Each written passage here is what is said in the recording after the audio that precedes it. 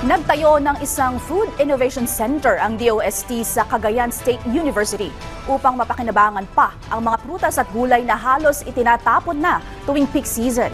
Ang detalye sa balitang pambansa ni Oliver Bakay ng Philippine Information Agency Region 2. Ang matabang lupa ng Cagayan Valley ay sagana sa iba't ibang klase ng gulay at prutas. Pinakikinabangan ito ng mga mamamayan, subalit kung panahon ng anihan ay hitik ang mga ito sa bunga, kaya naman halos patapon na lamang ang mga ito. Kabilang sa mga ito ang kamatis na itinatapon lamang sa gilid ng kalsada kung sobra-sobra na sa ani. Kasama rin ang mangga, balatong, mais, okra, kalabasa, kape, pinya at iba pa. Dahil dito, itinataga ng Department of Science and Technology ang Food Innovation Center na ito upang magsilbing processing center upang gawing kapaki-pakinabang at hindi masira ang mga ani ng mga magsasaka.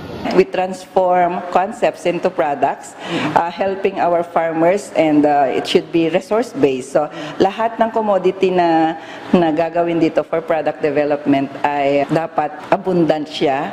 Then, i-present for technology transfer and commercialization through our SMEs. Kabilang sa mga matagumpay na naiproseso na ay ang okra chips, chichamatis, balatong chips, crispy melon, crispy mabolo, crispy squash at ang crispy mixed veggies. Ang ibang mga prutas naman na halos hindi pinapansin ay ginawang healthy drinks tulad ng turmeric tea, calabash juice, sambong tea, malunggay tea, guyabano tea, calamansi juice at iba pa. Ayon sa DOST, marami na ang nagkaka-interes ng mga local entrepreneurs na mag-adapt ng kanilang mga likha. Kagaya nga nung mga previous natin na pag wala pang equipment, they can use the equipment for product test market implementation.